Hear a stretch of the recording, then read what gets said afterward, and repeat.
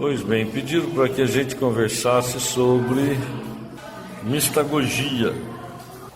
Bom, quando nós falamos de catequese, nós estamos falando de algumas palavras que é fundamental para vocês. Uma coisa é dentro da catequese, nós temos uma coisa que chama evangelização, nós temos o querigma, que faz parte da evangelização, nós temos o ensino sistemático da fé, que é a própria catequese, e aparece também, ultimamente está aparecendo, esse termo mistagogia. Mas tem um outro tema também que é muito importante na catequese, que é o discipulado, que faz parte da vida, principalmente do catequista, tá bem? Porque o sentido da catequese na igreja é levar as pessoas ao seguimento do caminho de Jesus Cristo, que é um ponto fundamental. Fazer com que as pessoas, tanto crianças, jovens ou adultos, entre no caminho de Jesus, penetre nesse caminho de Jesus. Esse é a nossa função, não é isso? De conduzir as pessoas a uma vida em Cristo, a uma vida em Jesus. Então os catequistas são mistagógicos. Aqui vai falar de mistagogia e pedagogia. Mistagógicos e com hífen pedagogos. Isso é a função do catequista, que nós estamos falando propriamente dito. É lógico que isso aqui serve para muita coisa dentro da igreja, né? Mas olha bem, a palavra mistagogia é levar na liturgia, nos sacramentos. A mistagogia é mergulhar no sagrado, fazer com que a pessoa mergulhe no sagrado. Essa é a função dos sacramentos, da missa, principalmente da Santa Missa, levar as pessoas a um mergulho em Deus, a transcender, né? Sair do mundo aparente e mergulhar na espiritualidade, numa comunhão com Deus. Então sempre o termo mistagogia está relacionado a um aprofundamento, a um mergulho. Dentro da catequese, a ideia da mistagogia na catequese é o catequista levar as pessoas a um encontro com Deus, levar as pessoas a um encontro, a mergulhar em Deus. Esse é o sentido maior. Agora, esse pedagogo não é tanto pedagogo como a gente costuma chamar, não é isso? Pode até ser, mas eu prefiro o termo bíblico da coisa, tá bem? Porque no termo bíblico, o pedagogo não é aquele que ensina, é aquele que leva o filho do seu senhor, é o escravo, que leva o filho do seu senhor à escola. Então, o termo pedagogo na Sagrada Escritura é aquele que conduz, e não propriamente o professor, não é? Porque muitas vezes a gente relaciona a pedagogia com aquele que vai ensinar, não é isso? Não é? Mas na Sagrada Escritura não é esse sentido. O Espírito Santo, ou melhor, a lei do Antigo Testamento, São Paulo vai falar que a lei do Antigo Testamento foi como um pedagogo, trouxe o povo de Israel até Jesus. Então essa é a função do pedagogo na Sagrada Escritura, né? Que aí as pessoas vêm através de todo o caminho do Antigo Testamento e apresenta-se a Jesus. Aí vem a pessoa do Espírito Santo e leva a pessoa a uma experiência de Deus. Então a função do mistagógico ou da mistagogia dentro do ensino catequético é levar a pessoa, é conduzir a pessoa a uma experiência profunda com Deus. Por isso que aí vem a questão do querigma, dentro da evangelização. Podemos botar esses dois aqui juntos, né? Porque quando nós falamos de evangelização, nós estamos falando de experiência, não tanto conhecimento de Jesus, mas a experiência de Deus. Deus é uma pessoa, Jesus é uma pessoa, nós experimentamos Jesus, nós experimentamos essa pessoa.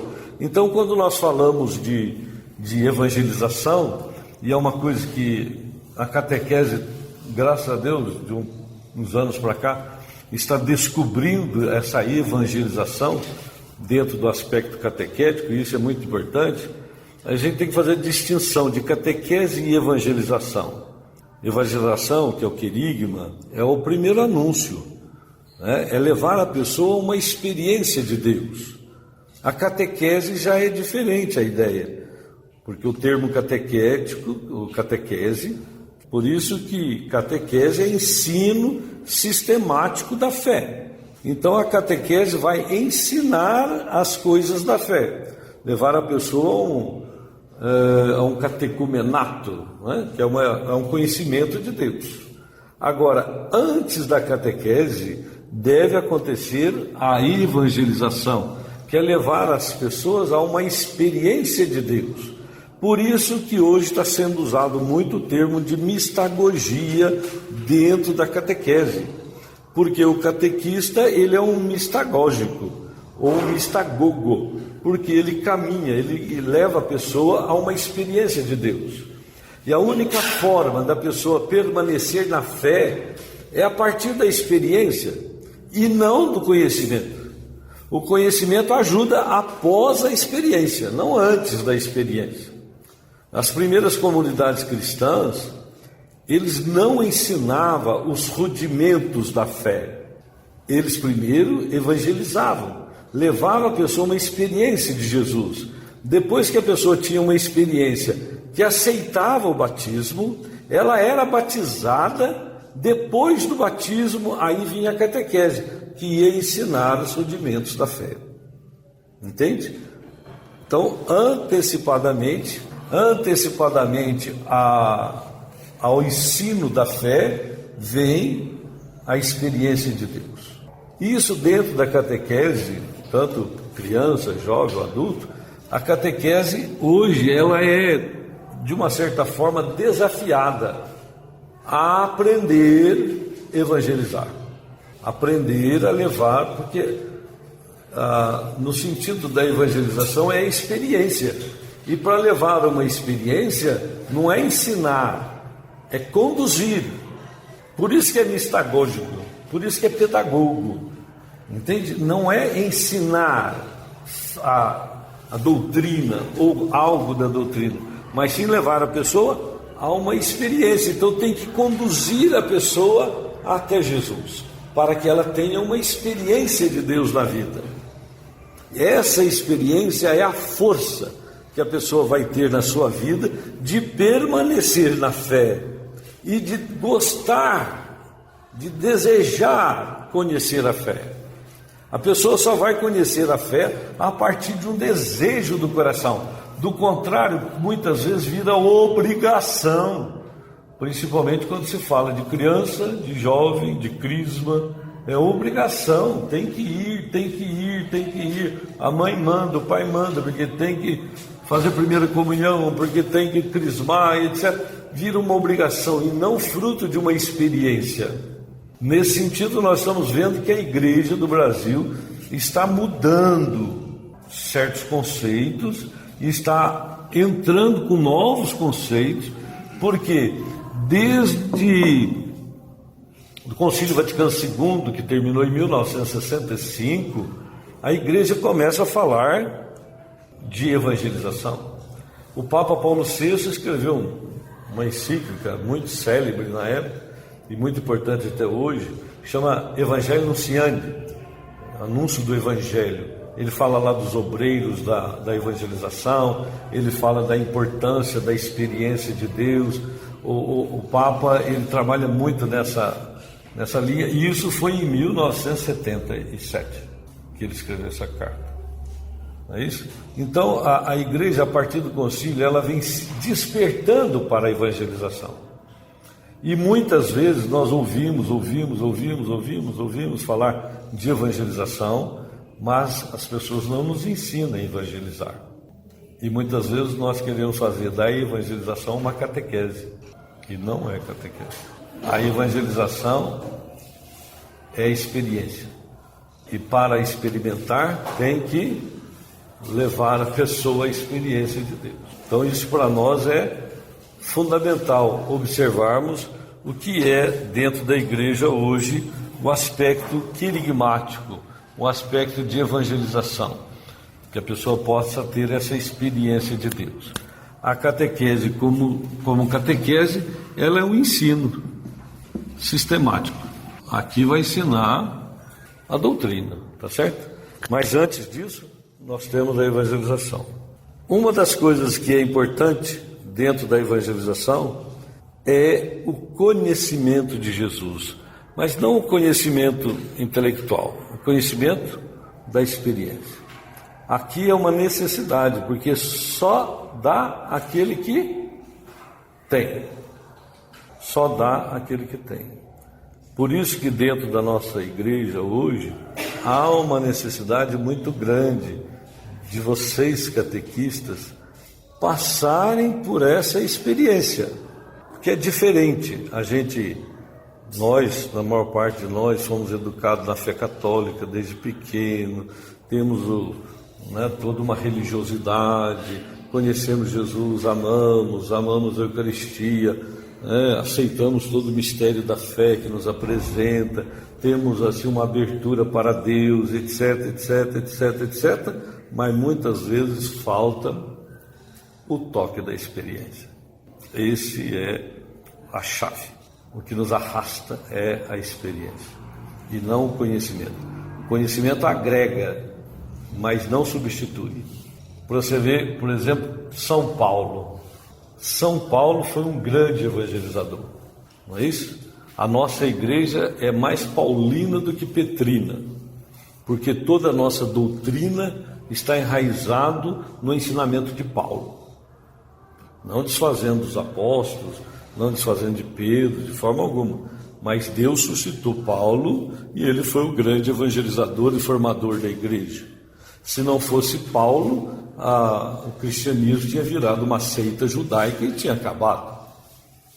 Paulo que rompeu com isso e formou comunidades e foi que nem um louco nas suas viagens e tal, e em todas, quase todas, pelo menos uma não, a Filipenses não, a comunidade de Filipos foi agradável a Paulo, mas o resto, tudo batia em Paulo e tudo botava Paulo para fora, Todas elas foram problemas para Paulo. Mas o que levou Paulo a continuar? O que levou Paulo a continuar? A experiência que ele teve. Porque se nós estivermos aqui na paróquia trabalhando e começar a dar algum problema na pastoral ou no movimento que a gente está, a gente já fala assim, aqui não é meu lugar, deixa eu cair fora. Se Paulo fizesse isso, nós estávamos perdidos, porque nós não estávamos aqui.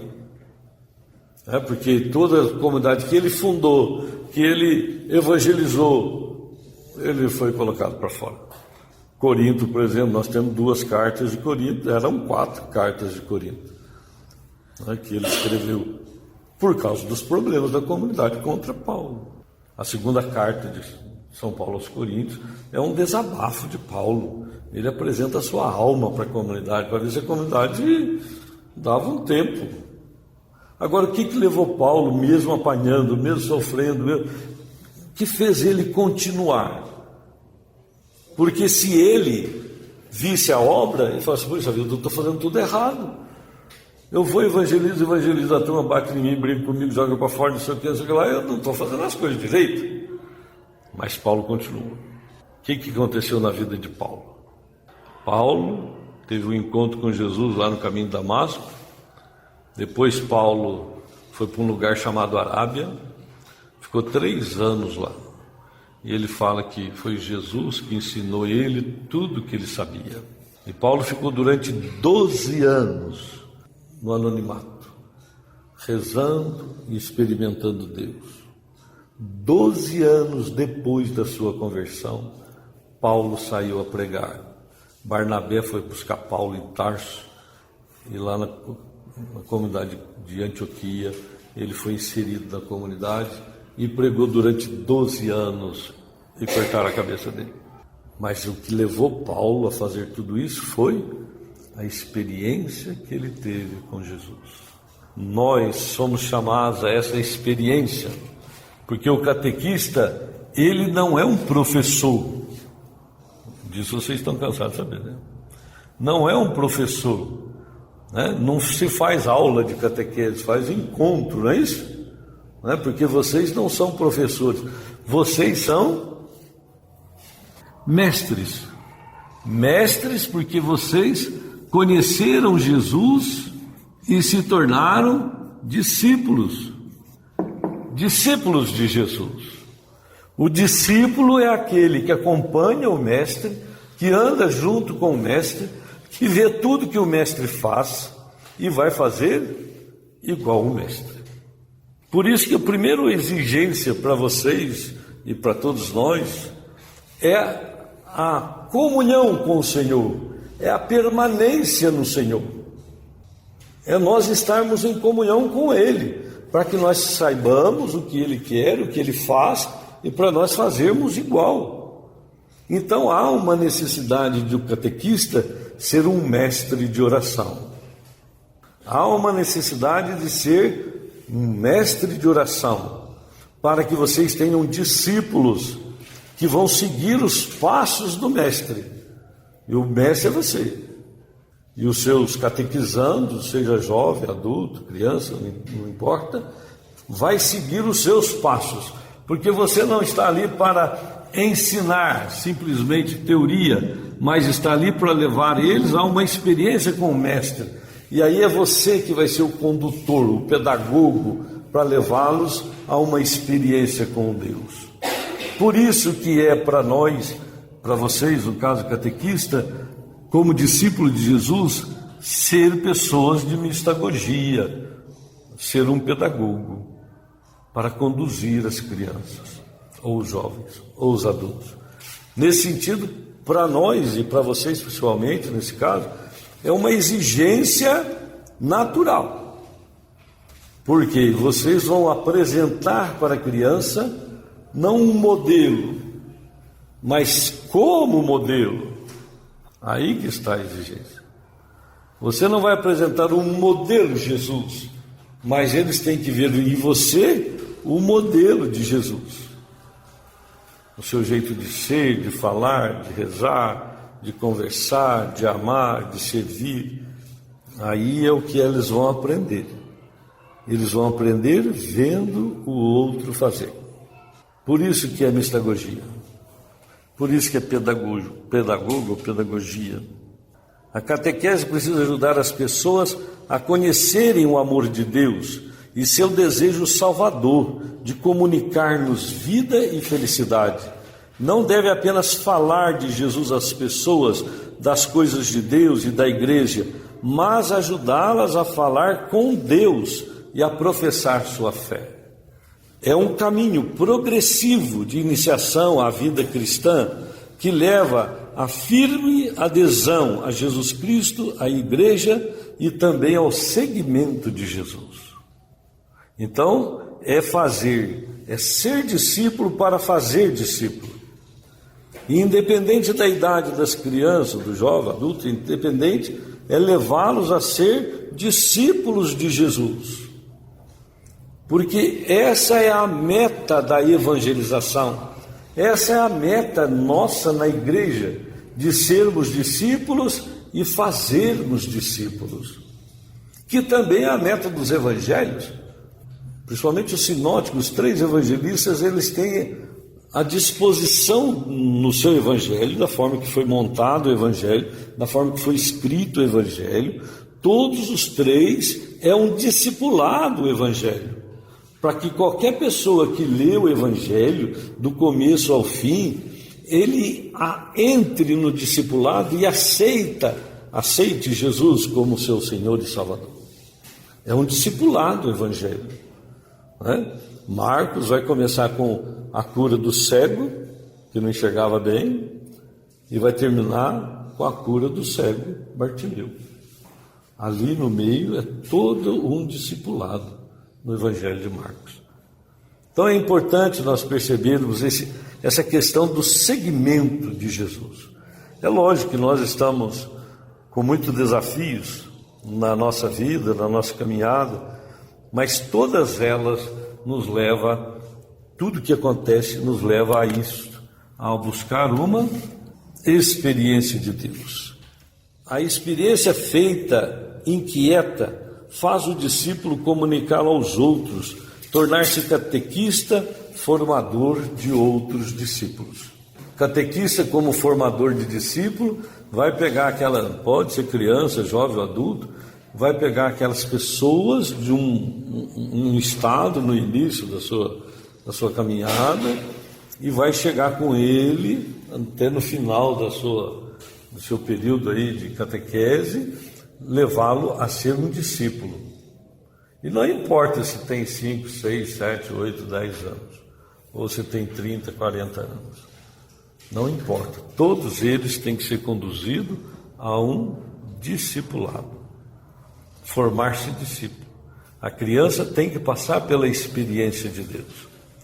Nós já tivemos, na nossa comunidade, nos trabalhos que nós fazemos, nós temos muito material de evangelização infantil. Todo o material que nós temos para infantil é material querigmático, de brincadeiras, mas para levar as crianças a uma experiência de Deus. Nós já fizemos vários retiros, a gente fazia retiro para a família, e o pai, mãe, os filhos, a família inteira, vó, sogro, sogra. A gente fazia um retiro para várias famílias, e a gente fazia 3 retiros em um. Um retiro para os adultos, um retiro para os jovens e um retiro para as crianças no mesmo lugar, na mesma casa de retiro. A gente fazia para os 3 e dava palestras separadas, os adultos, os jovens e para as crianças. E nas crianças, a gente não era cuidar das crianças, não, era evangelizar as crianças. Então tinha o pessoal que ficava evangelizando as crianças.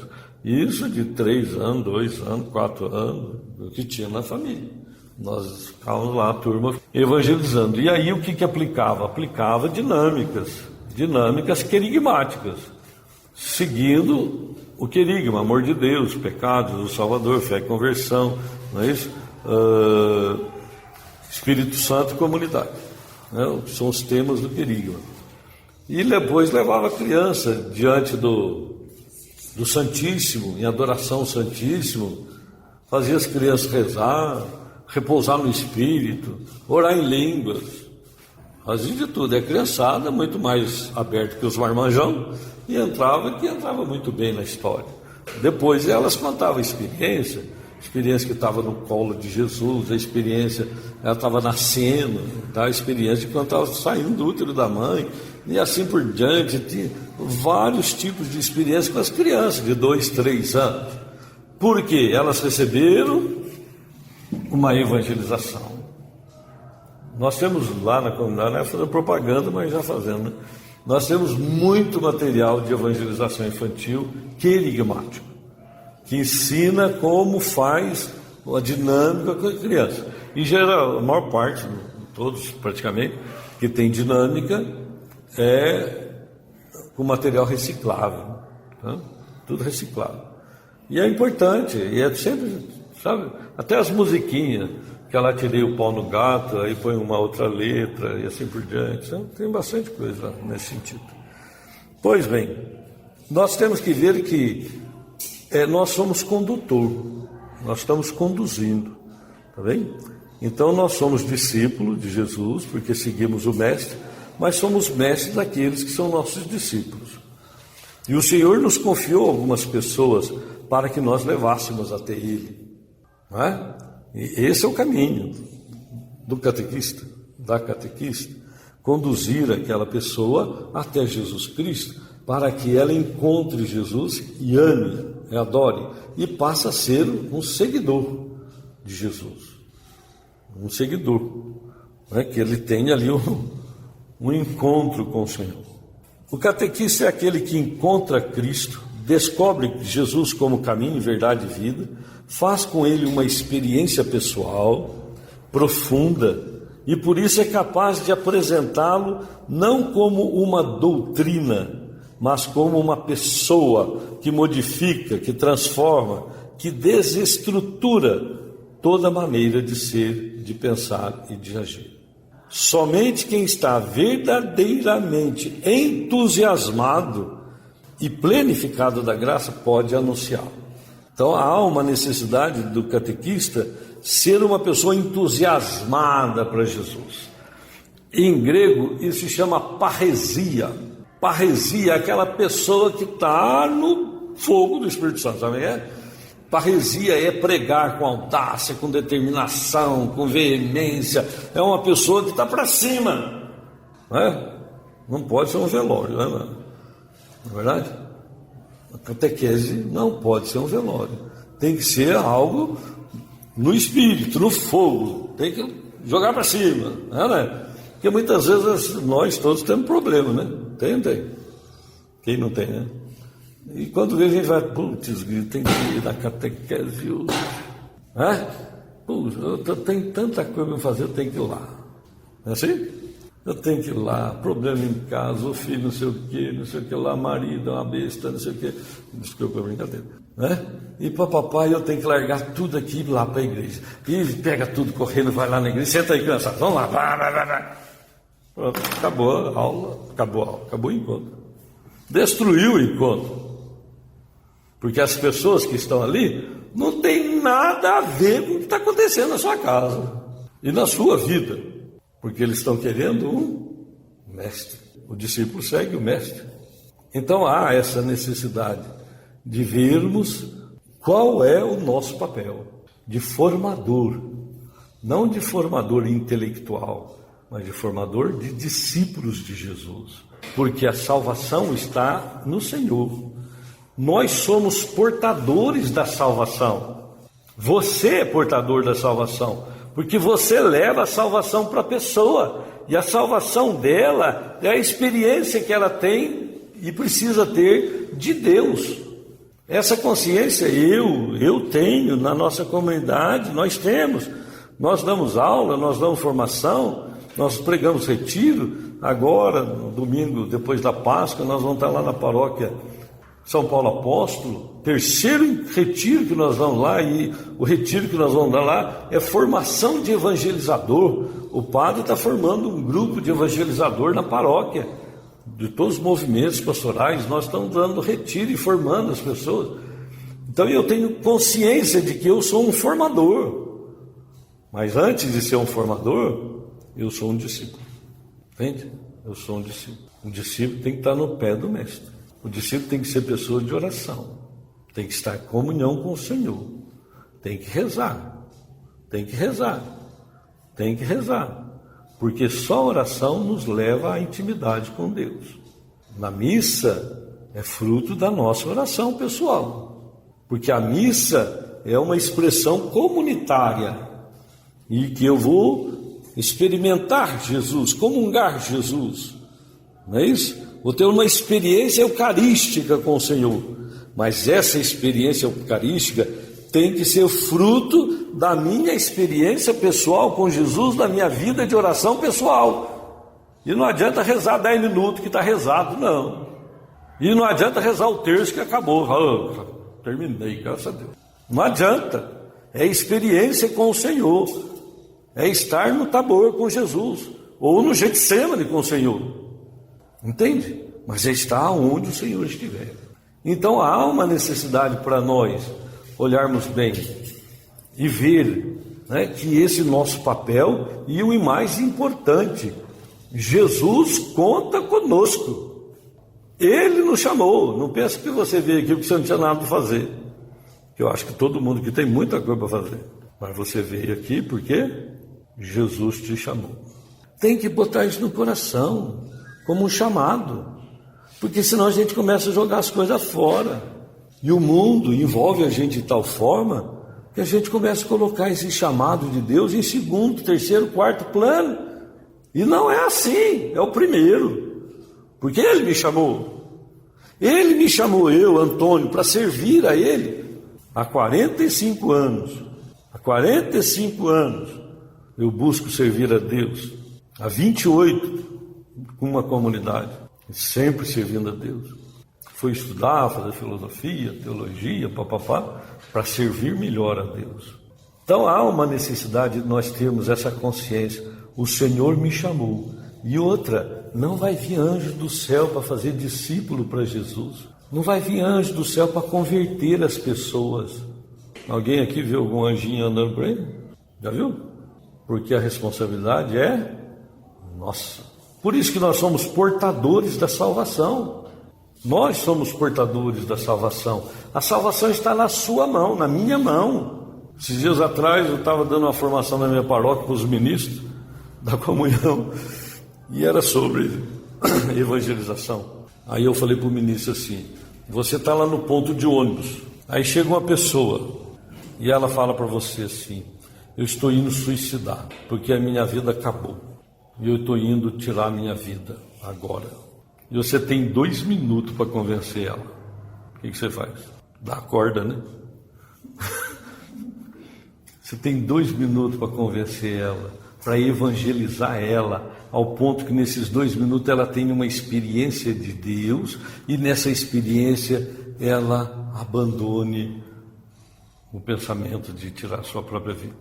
Tem 2 minutos. Como é que você faz? Chora? Não. Ajoelha e reza, Senhor. Não, você tem que falar de Deus para ela, de uma forma que ela se convença, e de que ela tenha uma experiência de Deus ali, em 2 minutos. A gente faz isso na rua, pregação na praça. Não pensa que eu não saio na praça para evangelizar, que a gente sai para pregar a palavra na praça. Pega o pessoal ali, está passando, a gente vai lá evangelizar, falar de Jesus para as pessoas. E quantas pessoas que a gente já foi evangelizar, que ia tirar a vida, ia separar da mulher, separar do marido, e assim por diante. Vida errada, totalmente errada. A gente prega, anuncia ali, tete a tete, 2 minutos. Põe a mão na cabeça da pessoa e reza, velho. Se aceita Jesus, aceita. Reza, velho. A hora que reza, bicho, salvou uma alma. Nós somos portadores. Vocês são portadores de salvação. Tem que tomar consciência disso. Assumir isso na sua vida. Entende?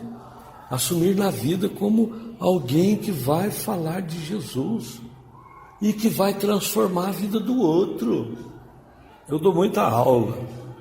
Tem alunos meus que já faz curso com a gente há muito tempo. Mas eu procuro nas aulas não dar aula. Eu procuro ensinar, sim, mas que a pessoa experimente Deus. Quando nas minhas aulas as pessoas não fiquem impactadas com Deus, eu vou para casa atribulado. Putz, não fiz o que eu tinha que fazer hoje. Porque as pessoas não ficarem inebriadas de Deus. E muitas vezes em teologia, você está falando de matéria que é absurda. Está desfazendo na cabeça das pessoas certos conceitos. E quando vê, as pessoas entram em crise por causa dos conceitos.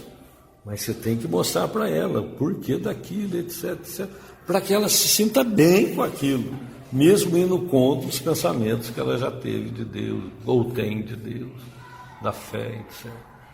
Por quê?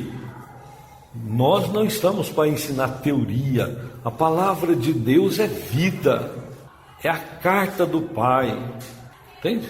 A palavra de Deus é vida. A pessoa vai conhecer mais a Deus, ela tem que sair cheia de Deus, mesmo que muitas vezes ela fica com crise de pensamento por causa daquilo que a gente ensina, que é a teologia da igreja.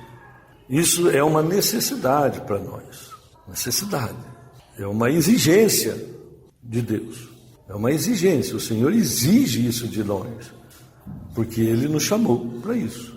O sentido da mistagogia, o último passo de uma caminhada, quando o candidato torna de parte integrante da comunidade cristã.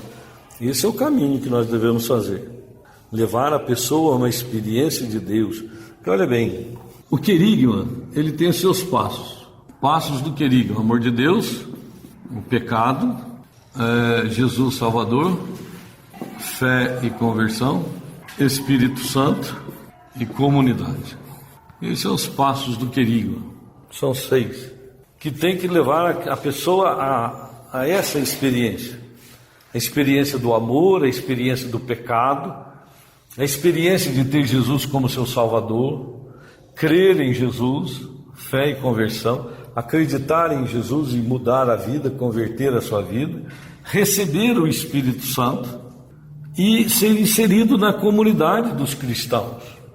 Tem uma outra que muitos poucos se fala, tal, mas essa aqui também tem, que é a vida eterna, que muitas vezes as pessoas têm que passar por essa experiência de Deus e chegar à vida eterna.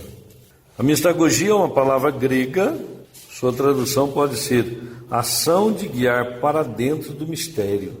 Por exemplo, a missa, a liturgia da missa, ela é mistagógica, porque a liturgia da missa nos leva para dentro do mistério, tá bem? Por causa da celebração eucarística, é a celebração da paixão, morte e ressurreição do Senhor, certo? Ali nós entramos dentro do mistério de Cristo, o mistério pascal. E a liturgia nos leva para dentro do mistério. A liturgia é o caminho que nós fazemos, que nós traçamos, andamos nessa estrada chamada liturgia, para ter um encontro pessoal com Cristo, na Eucaristia. Então a missa para nós tem que ser o lugar da experiência de Deus. Infelizmente, muitos católicos vão à missa por ir, por costume, por peso de consciência, por qualquer motivo. Mas a pessoa muitas vezes não sai de casa assim, nossa, eu vou indo à missa agora e eu tenho que ter uma experiência de Deus. O que será que o Senhor vai me dar de experiência hoje na missa? Eu quero mergulhar nesse mistério. Eu quero ser um místico para mergulhar em Cristo. Na hora da transubstanciação, da consagração, eu quero ter uma experiência de Deus. Irmão, a gente faz plano para tudo na vida. Faz ou não faz? Para tudo faz plano, mas para a fé não faz. Para a experiência de Deus não faz. Para a missa não faz. Entra e sai do mesmo jeito. Não pode ser. Se eu vou ao encontro de uma pessoa que é o meu Senhor e Salvador, e eu vou comungar o corpo, o sangue, a alma e a divindade dele, eu tenho que ter uma experiência com ele. Porque se eu for na missa e não tiver uma experiência com o Senhor, eu saio frustrado. Porque hoje eu vim aqui para ter um encontro com o Senhor. Então isso tem que mexer conosco, tem que fazer um borbulho dentro do nosso coração. Porque muitas vezes a gente põe a fé em stand-by, né? Meio assim, banho-maria, né? E vai tocando, e vai tocando. Entra ano e passa ano, entra ano e passa ano, e a nossa experiência de Deus está assim. A gente põe a fé na zona de conforto, né? Do jeito que está, tá bom. Não pode ser. Nós temos que chacoalhar a gente mesmo, impulsionar. Sabe, buscar experiência. Deus é experiência, Ele quer experiência conosco, Ele quer ter uma relação pessoal conosco. Nós precisamos buscar o Senhor exaustivamente. Vai rezar de manhã cedo. Está mais dormindo que rezando. Está falando com quem? Com Deus, não é? O pior é quando, putz, tem que rezar. Vá para o inferno, pô. Não é verdade? Concorda comigo? Se oração é peso, se espiritualidade é peso, então estou fazendo tudo errado. Mas é céu.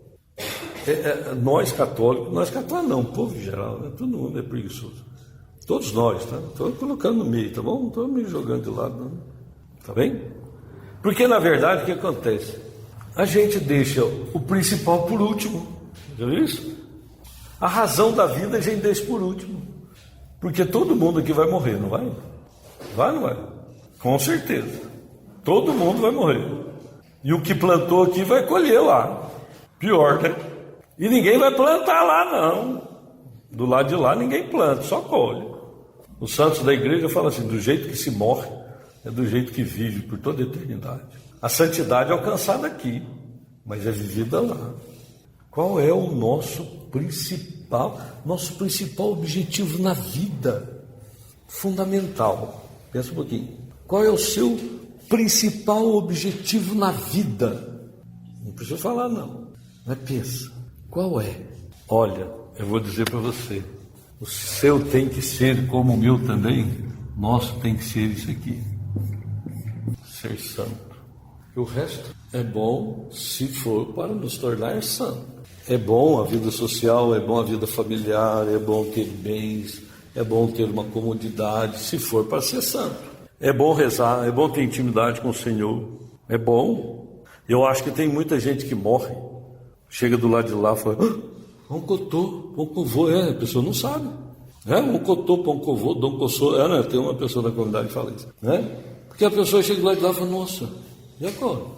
Tudo estranho. Eu acho que tem uns anjos lá que é Cicerone, vem cá, vou mostrar para você o que é o céu. Dá uma voltinha com a pessoa lá para ela criar intimidade. Porque a intimidade que ela devia ter criado aqui na terra com o céu, ela não criou. Oi? Vai. Sabe qual é o sacramento que mais salva? A santa ignorância. Isso tem muita gente que vai na santa ignorância. Isso para nós, irmãos, é fundamental, porque nós temos duas coisas, vocês e eu temos duas coisas fundamentais na mão. Uma é ser discípulo, outra é ser mestre. O que a igreja mais precisa hoje é de mestres de oração, porque ninguém de nós teve. Alguém de vocês aqui teve uma escola de oração? Ninguém de nós teve. Eu sempre pensei em formar uma escola de oração. Falta débito. Pessoas que queiram aprender a rezar. Rezar para valer mesmo, não é rezar, fingir que está rezando. Eu sempre pensei em montar uma escola de oração, para rezar, ensinar a rezar, trocar ideias sobre oração, partilha de oração, para sermos homens e mulheres de verdade de oração. Eu faz uns 35 anos que eu dedico à oração pessoal. Não é que eu rezo o dia inteiro não, porque eu trabalho pra caramba, Lá na comunidade a gente trabalha das 8 até 9h30, 10h30. Hoje até aqui, 9 horas. Amanhã até as 10h30. Mas tem que rezar. Tem que levantar mais cedo, rezar, e rezar direitinho, bonitinho, adorar o Senhor. À noite tem que rezar, fora os terços da vida durante o dia, etc. Eu costumo dizer, me desculpe, eu vou falar aqui também. Eu costumo dizer assim: se o melhor momento do seu dia não for o seu momento de oração, que você encontra com Deus, Pai, Filho, Espírito Santo, se esse não for o melhor momento do dia, tem alguma coisa errada na nossa vida espiritual. Porque não tem coisa mais agradável para nós do que encontrar com Deus e falar com Ele, como amigo. Não pode ter, entende? E o pior, ou melhor, a gente passa para as pessoas não conhecimento de fé, mas experiência de Deus. Não precisa falar nada, não. É só a presença. A nossa presença é Deus para o irmão. E esse é o nosso caminho. Caminhos da mistagogia. Linguagem adequada de cada grupo em sintonia com uma experiência de vida. Então nós temos que ter uma linguagem adequada com quem eu estou falando, fruto do quê? Da nossa experiência de vida. Sensibilidade pastoral acompanhado de mudanças no mundo. Você percebeu o que está acontecendo no mundo, porque nós não estamos fora dele. Prioridade da mistagogia, cristocentrismo no mistério pascal. Cristo-cêntrico, Cristo é o centro. Qual que é a prioridade da mistagogia, de nós levarmos a pessoa a Jesus? É a pregação que Jesus é o centro, cristocêntrico, Ele é o centro. Ele é o centro da nossa vida. Ele não está na nossa vida, Tem um desenhinho que é mais ou menos assim, é uma bolinha, eu, Jesus e todas as coisas que envolvem a minha vida, e eu sou o centro. Agora, não pode ser assim, tem que ser assim: Jesus é o centro e eu estou aqui, e as coisas da minha vida. Jesus tem que ser cristocêntrico. A nossa pregação, o nosso anúncio, a nossa condução é para que Jesus seja o centro da vida daquele que eu estou conduzindo. Ele é o centro. E ele tem que ser centro da vida do outro. Eu, como mestre, conduzo os meus discípulos a Jesus para que Jesus chegue a tomar posse do centro da vida daquela pessoa, como ele tomou posse do centro da minha vida. E isso é experiência. Experiência com o Senhor ressuscitado. Valoriza os ritos litúrgicos, configurando sacramentalmente o cristão em Jesus Cristo. Então, no caminho da mistagogia, nós vamos valorizar os sacramentos. Experimenta a plenitude da vida na celebração eucarística. Olha, levar as pessoas a experimentar a plenitude da vida dentro da celebração eucarística. Não é só levar a pessoa na missa, é animar a pessoa, impulsionar a pessoa, motivar a pessoa para que ela vá na missa e tenha um encontro com Jesus.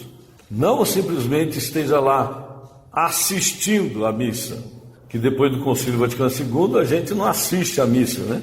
Antes do concílio assistia à missa, não é isso? Depois do concílio nós participamos da missa, celebramos junto com o presidente da celebração, não é assim?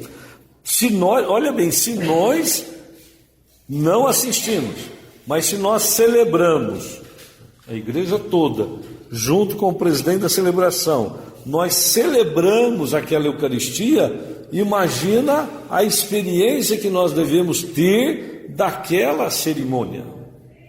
Porque eu não sou um ouvinte e nem uma pessoa que está assistindo, eu estou celebrando. No meu sacerdócio comum, eu celebro junto com o presidente. E isso tem que trazer para nós uma intensidade de Deus. E aquele que nós estamos dirigindo também tem que ver as celebrações da igreja não como um ato social ou como um costume religioso, mas como uma forma de entrar no mistério. Aí está o nosso papel mistagógico. A própria celebração eucarística já é mistagógica, né? E nós vamos participar dessa mistagogia, levando as pessoas a essa experiência do Senhor.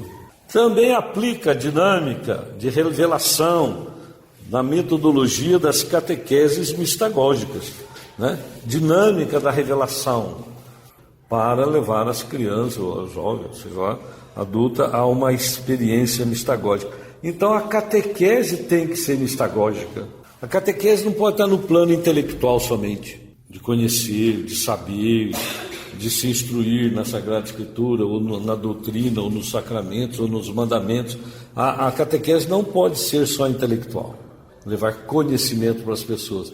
A catequese tem que ser mistagógica. Naquele conhecimento, ela tem que experimentar. Eu posso falar de sacramento, levando a pessoa a uma experiência de Deus. Eu posso falar de mandamento, levando a pessoa a uma experiência de Deus. Eu posso falar da Sagrada Escritura, levando a pessoa a uma experiência de Deus. Eu posso falar de qualquer tema, desde que leve a pessoa a uma experiência de Deus. Então ela tem que ser uma catequese mistagógica. O eixo norteador da mistagogia é a Sagrada Escritura. Aqui eu colocaria a Sagrada Escritura e a Sagrada Tradição, tá bem? Na igreja, nós católicos, temos duas fontes de revelação. Nós não temos uma fonte de revelação. Nós temos duas fontes, a Sagrada Escritura e a Sagrada Tradição, tá bem? Muita coisa que está escrito na Sagrada Tradição, fruto dos santos padres, desde a época apostólica, não está escrito na Sagrada Escritura. E o que começou primeiro foi a Sagrada Tradição, foi a pregação oral. O primeiro evangelho nasceu no ano 75. O documento mais recente do Novo Testamento foi Paulo que escreveu a primeira carta aos Tessalonicenses no ano 51, mas a pregação começou no ano 30. Então já tinha 20 anos de pregação oral quando Paulo escreveu sua primeira carta. Quando foi escrito o primeiro evangelho em 75, já tinha 45 anos de evangelização. O que nasceu foi a Sagrada Tradição, ela nasceu primeiro. Nós temos um texto de São Justino do ano 150, ele escrevendo para o imperador o que os cristãos faziam quando se reuniam no dia do sol, que era a celebração da missa. Você pega o texto de São Justino e vê a missa de hoje, a estrutura é a mesma. A missa é a mesma desde a época apostólica. Bom, o aspecto mistagógico enfoca a dimensão missionária, profética e testemunhal, né? Missionária, profética, testemunhal. Porque nós temos que falar de Deus, temos que agir conforme Deus quer, temos que dar testemunho de que Jesus é o Senhor da nossa vida. Senão nós passamos só teoria para a pessoa, né? Ou então faz o que eu mando e não faz o que eu faço. Aí complica a vida, né? Integra a dimensão contemplativa, Deus experimentado no mistério. Uma coisa fundamental em toda essa relação é a contemplação, ou também a mística, o aspecto contemplativo, ou também chamado de mística, na qual nós temos que fazer experiência de Deus, né? Contemplação. Os sacramentos passam a ser o ponto de partida, de crescimento da fé e da vivência cristã, dentro do aspecto mistagógico. É necessário uma meta a alcançar. Então nós temos uma meta a alcançar. Quando nós começamos, pegamos aí uma turminha, né?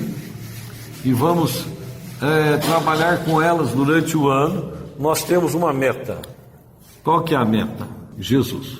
Nós temos também um itinerário, caminho a seguir. Nós temos um guia experiente a orientar. Um guia experiente, que é o cristão, a pessoa que vai nos conduzir, né? E uma determinação para avançar, né? Nós temos uma meta, né? São atitudes ousadas diante da descristianização. O que é ousadia? Eu falei agora há pouco para vocês em grego. Parresia. Por que nós temos essa ousadia? Porque as pessoas têm que ser testemunhas de Jesus aonde for, tá certo? E isso tem que ser ousado, porque certas horas tem que falar não, seja o seu sim, sim, o seu não, não, não é assim que o Senhor nos fala, não é isso? A catequese como guia é um mistagogo e pedagogo, né? Porque aqui quem pratica isso na catequese torna-se um guia. Guia não é aquele que indica o caminho, é aquele que faz o caminho, não é isso? Vai por ali que você chega lá, pega a duta pro lado de cá que você vai para o Rio de Janeiro. Não, é aquele que vai, né? Vem comigo, tá certo? Por isso que é guia, não é simplesmente aquele que manda, né? O iniciado deve ter profunda convicção que seu discipulado o impele a ser missionário. Por isso que o evangelizado torna um evangelizador. Todo evangelizado torna evangelizador. Todo discípulo torna mestre. Então, dentro da catequese, não é só fazer com que a pessoa participe ou receba algum sacramento. Não, é fazer dela um discípulo. E sendo discípulo, ele se torna missionário. E o Papa Francisco foi muito inteligente quando tirou o E, né? Que antigamente era discípulo e missionário. Ele chegou e tirou o E, discípulo missionário, porque todo discípulo é missionário, todo missionário é discípulo, e não tem jeito de ser missionário sem ser discípulo, e ser discípulo sem ser missionário, porque aquele que tem, ele fala. Lembra da parábola da pérola escondida, ou do dracma que a mulher perdeu e depois ela procurou e achou dentro de casa? Ela acha o dracma e vai contar para os vizinhos: eu achei aquela moeda, eu achei aquele valor que eu tinha perdido. Porque ninguém pode experimentar Jesus e ficar quieto. Não tem como nós experimentarmos o Senhor e ficar quieto. É uma coisa que vai nos conduzir, tá bem? Ser catequista mistagogo, a pessoa do catequista, a identidade, a afetividade, as relações que o catequista tem, capacidade de discernimento do catequista, que é uma comunhão dele na sua própria vida, capacidade de conviver em comunhão com as pessoas, está inserido na comunidade eclesial, forma comunidade em todas as dimensões da sua vida, segue o estilo de vida do mestre. O saber do catequista mistagogo. Este saber contempla conhecimento. Então, duas coisas é fundamental na nossa vida que vem da palavra conhecimento, conhecer. O conhecer na Sagrada Escritura tanto é conhecer intelectual como experiência de vida, conhecer Jesus. Por quê? O conhecimento tanto para nós é experiência como também é conhecimento intelectual. Então, o catequista, ele tem que ser um estudante, ele tem que conhecer a fé. Não adianta somente procurar. Infelizmente, acontece muito isso na nossa igreja. As pessoas não fazem curso. Quantas vezes já me chamaram para dar formação de catequista? 1, 2 palestras, isso não é formação. Nós não aprendemos a ler, a escrever, não aprendemos uma profissão, ir na aula uma vez por ano. A gente ia todo dia, queira ou não, né? Quer estudar, estuda, não quer estudar, estuda. Não é assim? A mãe pegava para as orelhas, vai, né? No meu tempo. No tempo agora não é assim, mas no meu tempo era nas orelhas, né? E não tinha nota boa para ver, né? Tá certo? Então nós temos que conhecer a fé. Então o catequista, ele tem que aprimorar o seu conhecimento. Ele tem que estudar, no mínimo, o catecismo da Igreja Católica. Conhecer o catecismo de cabo a rabo. Porque faz parte do conhecimento. Ninguém dá aquilo que não tem. Tanto na experiência de Jesus, como no conhecimento das verdades reveladas. Essas duas coisas para nós é fundamental.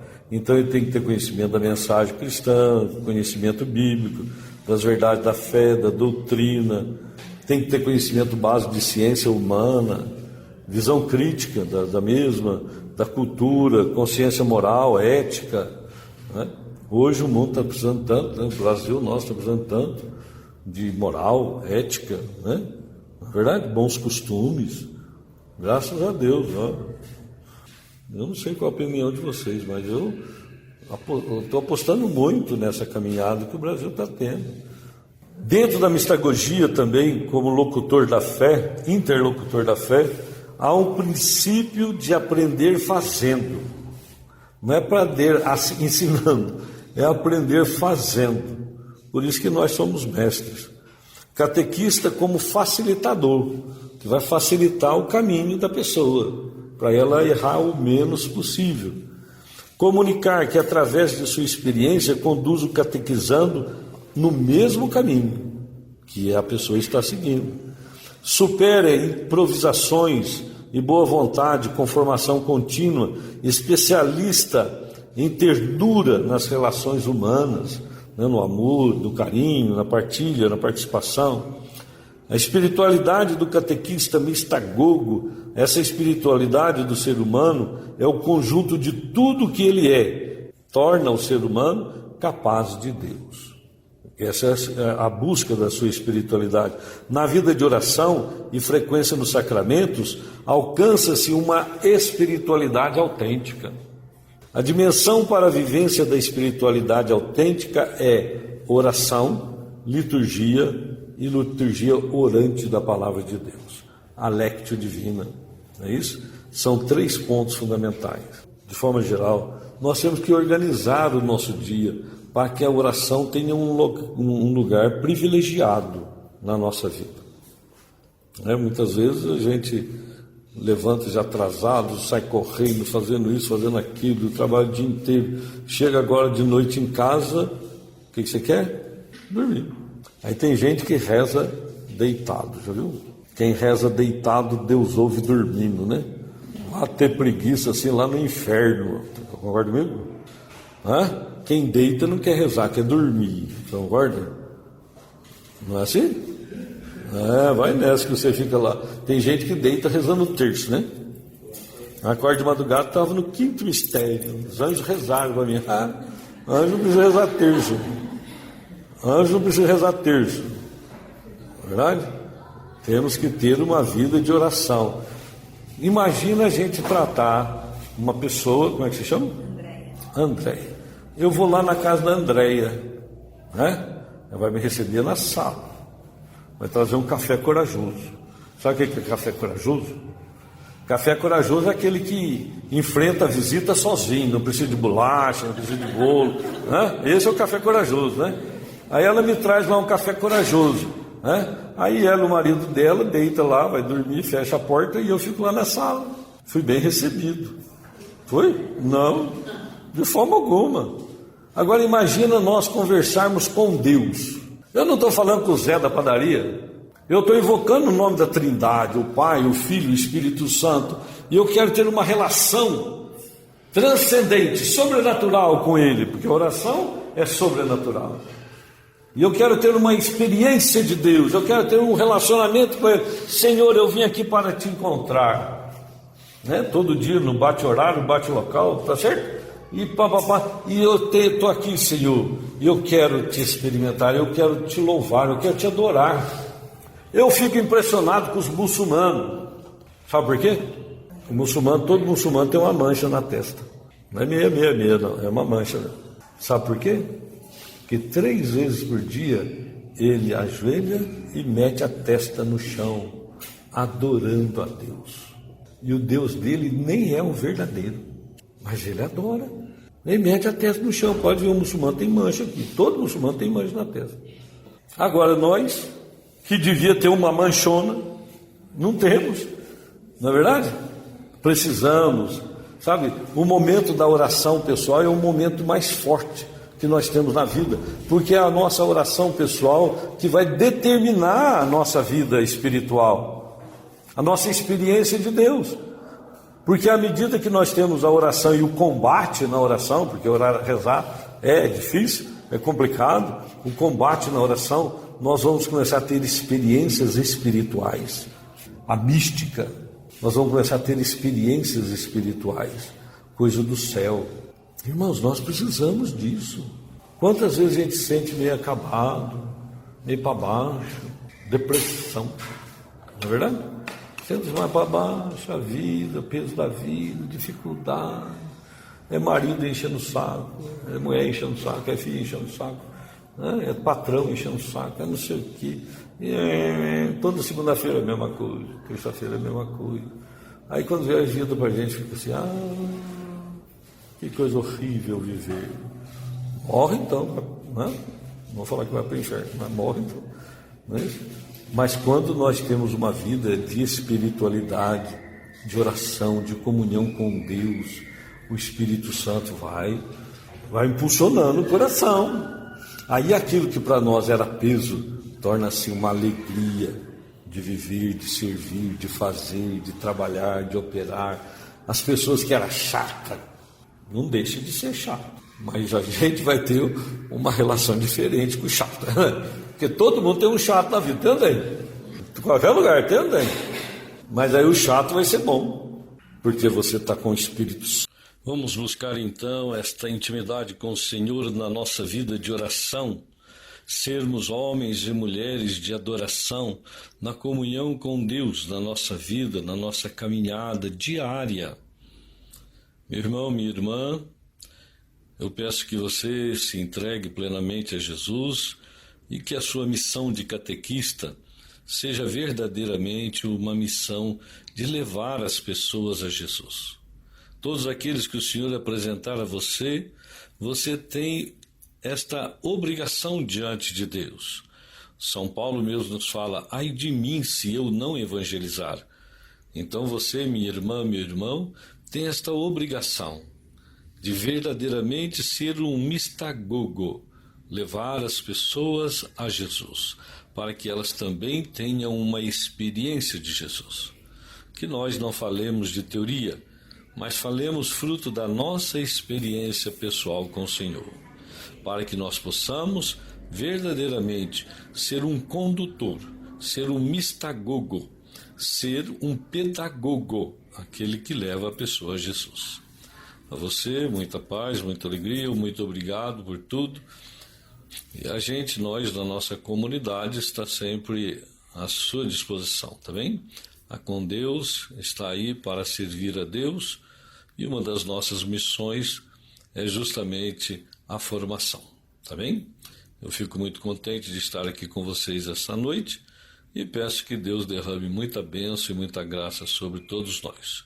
Que Deus te abençoe. Que o Senhor derrame sobre você a sua paz. Amém.